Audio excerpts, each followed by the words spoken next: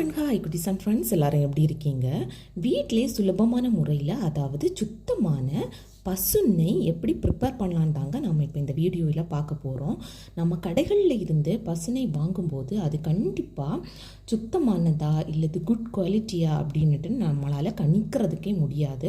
So நம்ம வீட்டிலே சுத்தமான சுவையான கீயை ப்ரிப்பேர் பண்ணலாம். அதுவும் வேஸ்ட்டாக தூக்கி போடுற பால் ஆடையில் இருந்து தான் நம்ம இப்போ கீயை ப்ரிப்பேர் பண்ணி எடுக்க போகிறோம். ஸோ வீடியோவை ஸ்கிப் பண்ணாமல் பாருங்கள், அப்போ தான் உங்களுக்கு ஃபுல் டீட்டெயில்ஸ் கண்டிப்பாக புரியும். ஸோ இப்போ நான் என்ன பண்ணியிருக்கேன் அப்படின்னா, பால் ஆடைகளை எல்லாமே இந்த மாதிரி சேமித்து வச்சுருக்கிறேன். நம்ம எங்கே சேமித்து வைக்கணும் அப்படின்னு பார்த்தீங்கன்னா, ஃப்ரீசரோட கீழே ஒரு அப்பார்ட்மெண்ட் இருக்கும்ல, ஃப்ரிட்ஜில், அதில் ஒரு பாக்ஸில் எடுத்து நீங்கள் போட்டுக்கிட்டீங்க அப்படின்னா இந்த மாதிரி அந்த பாலோட ஆடை சேர்ந்து இருக்கும். ஸோ அதை எடுத்து தான் நாம் இப்போ கீ ப்ரிப்பேர் பண்ணி எடுக்க போகிறோம். ஒரு பாக்ஸ் நிறைஞ்ச உடனே எடுத்துடலாம். ஆனால் எனக்கு ஒரு 4 பாக்ஸ் சேர்ந்துடுச்சு. ஸோ இப்போ நம்ம எப்படி ப்ரிப்பேர் பண்ணலான்னு பார்க்கலாம். அது கூடவே என்னென்னு பார்த்தீங்கன்னா, இது என்னடா எல்லோ கலரில் இருக்குது அப்படின்னு யோசிக்காதுங்க. நான் பாலில் பிள்ளைங்களுக்கு இந்த சளித்தொல்லை இருக்கிறதுனால லைட்டாக மஞ்சள் தூள் சேர்த்துப்பேன். ஸோ அதனால தான் இந்த மாதிரி இருக்குது. நீங்கள் சாதா பால் கூட யூஸ் பண்ணிக்கலாம். இல்லை அப்படின்னா நம்ம சாதா எப்படி டீ போடுவோமோ அதுலேருந்து கூட நீங்கள் ஆடைகளை எடுத்து சேகரித்து வச்சுக்கலாம். ஆனால் சுத்தமான பால்லேருந்து எடுக்கிற ஆடையிலிருந்து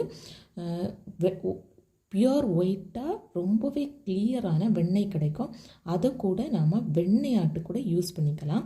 இப்போது வாங்க வீடியோக்குள்ளே போகலாம். எப்படி இந்த கீயை ப்ரிப்பேர் பண்ணி எடுக்கலான்னு தான் நம்ம இப்போ பார்க்க போகிறோம். ஸோ எனக்கு 4 பாக்ஸ் சேர்ந்துருக்கிறதுனால கண்டிப்பாக நான் 8 வாட்டி மிக்சியில் போட்டு ஓட்டணும். எதனால் அப்படின்னா, இப்போ உங்களுக்கு ஒரு பாக்ஸ் சேர்ந்துடுச்சு அப்படின்னா நீங்கள் அதை ஆஃப் பிரித்து போட்டுக்கோங்க. இப்போ இந்த மாதிரி நம்ம ஜூஸ் அடிப்போம் இல்லை, ஜார் ரொம்பவே பெருசாக இருக்கும், அந்த மாதிரியான ஜாரில் ஒரு பாக்ஸ்லேருந்து பாதியாக எடுத்து போட்டுக்கணும். என்ன தண்ணி இதுக்கு யூஸ் பண்ணணும் அப்படின்னு பார்த்தீங்கன்னா, அதுக்கு முன்னாடியே ஒரு பெரிய பாத்திரம் நிறைய தண்ணி எடுத்து ஃப்ரிட்ஜில் வச்சுக்கோங்க. கண்டிப்பாக குளிர்ந்த தண்ணி தான் இதுக்கு யூஸ் பண்ணணும். நம்ம குளிர்ந்த தண்ணி விட்டு மிக்சியில் போட்டு ஓட்டி எடுக்கும்போது ரொம்பவே சுலபமான முறையில் அதில் இருந்து வெண்ணெய் சூப்பர்பாக ரெடியாகி வந்துடும். ஸோ வாங்க இப்போ நம்ம எப்படி ப்ரிப்பேர் பண்ணலான்னு பார்க்கலாம். அதுக்காக நான் ஒரு டிஃபன் பாக்ஸில் இருந்து பாதி அளவு பால் ஆடைகளை இந்த மாதிரி எடுத்து போடுறேன்.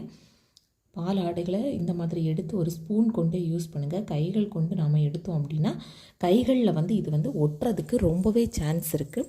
ஸோ எப்போவுமே ஒரு ஸ்பூனை நீங்கள் யூஸ் பண்ணிக்கோங்க.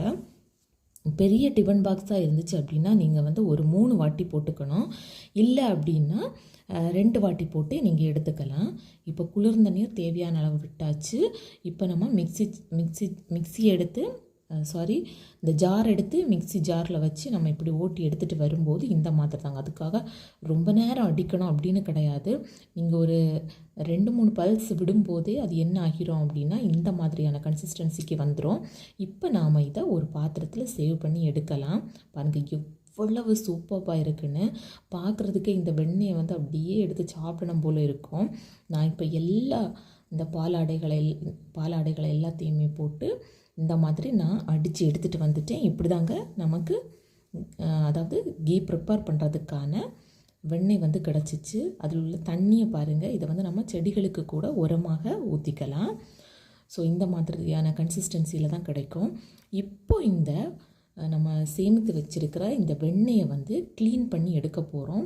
அதாவது ஒரு 5 அல்லது குறைஞ்சது ஒரு 5 வாட்டி நீங்கள் க்ளீன் பண்ணி எடுத்து நீங்கள் வெண்ணெயாக கூட நீங்கள் யூஸ் பண்ணிக்கலாம். நான் இப்போ ஒரு 2 தண்ணி தாங்க க்ளீன் பண்ணி எடுக்க போகிறேன். எடுத்துகிட்டு நான் இதுலேருந்து நெய் தான் பிரித்து எடுக்க போகிறேன். ஸோ நான் ஒரு 2 தண்ணி தான் க்ளீன் பண்ணி எடுத்துக்கிட்டேன். அதுலேருந்து தண்ணிகள் எல்லாமே பிரிஞ்சே வந்துடும். நம்ம அதுக்காக ரொம்ப சிரமப்பட வேண்டிய அவசியம் கிடையாது. இதுக்கு கூட நீங்கள் ஒரு கூலான, அதாவது ரொம்பவே குளிர்ச்சியான தண்ணியாக எடுத்துக்கோங்க. முன்னாடியே ஃப்ரிட்ஜில் வச்சு அந்த தண்ணியை நீங்கள் யூஸ் பண்ணீங்க அப்படின்னா ரொம்பவே சுலபமான முறையில் நமக்கு அதாவது இந்த பால் ஆடைகள் கிடச்சிரும். பாருங்கள் கையில் ஒட்டவே ஒட்டாது. இந்த மாதிரி நம்ம கழுவி எடுத்தாச்சு. எடுக்கும்போது இந்த அடியில் பார்த்திங்க அப்படின்னா நம்ம இந்த மாதிரி ப்ரஷ் பண்ணி விடும்போது அடியில் தண்ணி லைட்டாக இருக்கும். அதை கூட நம்ம அரிச்சு எடுத்துக்கலாம். எந்த ப்ராப்ளமுமே கிடையாது. இந்த மாதிரி தாங்க எனக்கு வந்து நெய் வந்து பாலாடையிலிருந்து கிடச்சது. எவ்வளோ கிடச்சிருக்குன்னு பாருங்கள். ஏன்னா இந்த வாட்டி ஒரு 4 பாக்ஸ் சேர்ந்துட்டு, ஸோ அதனால தான் எனக்கு இவ்வளோ கிடச்சிருக்கு.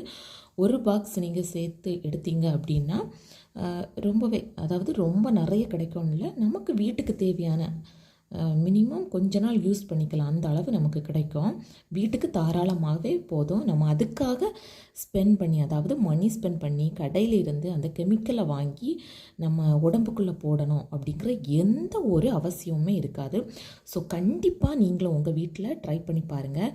கண்டிப்பாக அந்த காஃபி காய்ச்சி நம்ம குடிக்கும்போது அதில் உள்ள ஆடைகள் எல்லாத்தையுமே நம்ம எடுத்து தூக்கி தான் வீசுவோம்.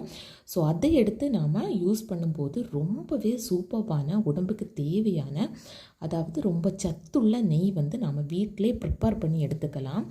ஸோ அதுலேயும் இதில் இன்னொரு டிப் என்ன அப்படின்னு பார்த்தீங்கன்னா, நம்ம சுத்தமான பாலில் இருந்து அந்த ஆடையை எடுத்து மிக்சியில் போட்டு ஓட்டி எடுக்கும்போது அந்த வெண்ணெய் வந்து எந்த ஒரு ஸ்மெல்லுமே வராது. ரொம்பவே சூப்பராக இருக்கும் அதோட ஸ்மெல்லு. அதே இது பார்த்திங்க அப்படின்னா, நாம் வந்து இப்படி தாங்க பாத்திரங்கள் எல்லாம் சேர்ந்துருக்கோம். ஸோ இந்த பாத்திரங்கள் எல்லாம் கழுவுறதுக்கு கஷ்டமா அப்படின்னு கேட்டால் கிடையவே கிடையாது. அதுக்கு கூட நீங்கள் இந்த மாதிரி தண்ணி, அதாவது குளிர்ந்த தண்ணி எடுத்து வச்சு வாஷ் பண்ணிட்டீங்க அப்படின்னா ரொம்பவே சுலபமான முறையில் இந்த பாத்திரங்களை எல்லாமே க்ளீன் பண்ணி எடுத்துக்கலாம். அது வந்து கையில் ஒட்டிகிட்டு இருக்குமா, பாத்திரத்தில் ஒட்டிகிட்டு இருக்குமாங்கிற கவலையே வேண்டாம். ஸோ இப்போ வாங்க டிப்புக்கு போகலாம். இப்போ நீங்கள் பார்த்தீங்கன்னா, நம்ம வந்து காஃபி, டீ போடுவோம். அதுலேருந்து பாலாடைகளை வந்து எடுத்து வச்சு இந்த மாதிரி நெய் வந்து ப்ரிப்பேர் பண்ணலாமா அப்படின்னு கேட்டிங்கன்னா, ஒரு வாட்டி நான் ப்ரிப்பேர் பண்ணி பார்த்தேங்க. ஆனால் அதில் உள்ள வெண்ணெயை வந்து நம்ம யூஸ் பண்ண முடியாது. ஏன் அப்படின்னா, நம்ம நல்லா பல்ஸ் விட்டு அடித்து எடுக்கும்போது வெண்ணெய் ரெடி ஆகிரும். வெண்ணெய் வந்து சுத்தமாக தான் ரெடி ஆகும். பட் என்ன ஒரே ஒரு அதில் ஒரு மைனஸ் பாயிண்ட் என்ன அப்படின்னா, அவ்வளவு பேட் ஸ்மெல்லாக இருக்கும். அந்த நம்ம என்ன சொல்கிறது, அந்த தேயிலை, காஃபி தூள் இதெல்லாம் போட்டு நம்ம பண்ணும்போது அதில் உள்ள பாலாடைகளை வந்து நான் சேமித்து வச்சுட்டு ஒரு வாட்டி நான் ட்ரை பண்ணி பார்த்தேன். அதில் உள்ள ஸ்மெல் வந்து அவ்வளவு பேட் ஸ்மெல்லாக இருந்துச்சுங்க. பட் அதுலேருந்து பிரிஞ்சு வந்த நெய் இருக்கே, அதை நம்ம கண்டிப்பாக குட் குவாலிட்டியான ப்ராடக்ட் அப்படின்னே சொல்லலாம். ஸோ அப்படி கூட நீங்கள் ட்ரை பண்ணி பார்க்கலாம். இல்லை நாங்கள் பாலாக தனியாக காய்க்கிறது கிடையாது அப்படிங்கிறவங்க அப்படி கூட நீங்கள் ட்ரை பண்ணி பார்க்கலாம். இல்லை நாங்கள் காஃபி, டீ தான் யூஸ் பண்ணுவோம் அப்படிங்கிறவங்களுக்கு இன்னொரு டிப் என்ன அப்படின்னு பார்த்தீங்கன்னா, இப்போ நீங்கள் காலையில் டீ போடுவீங்க அப்படின்னா முந்தின நாள் நைட்டே அந்த பாலை வந்து அப்படியே கொதிக்கக்கூடாது, அப்படியே மேலோட்டமாக அப்படி பொங்கி வரும் அந்த பால். அதை அப்படியே ஆஃப் பண்ணி வச்சு அந்த பால் அப்படியே ஆறட்டும். ஏன்னா அதை எந்த ஒரு டிஸ்டர்பன்ஸுமே பண்ணக்கூடாது. அப்படியே ஆறுனதுக்கு அப்புறமா அதை ஒரு மூடி போட்டு மூடி ஃப்ரிட்ஜில் எடுத்து வச்சுக்கோங்க. மறுநாள் காலையில் நீங்கள் டீ அல்லது காஃபி போடுறதுக்கு முன்னாடி அதை வெளியில் எடுத்து பார்க்கும்போது மேலோட்டமாக ஆடைகள் வந்து சூப்பராக, அதாவது தினமும் நம்ம டீ காஃபி போடுறத விட நிறையவே ஆடைகள் வந்து நமக்கு கிடைக்கும்.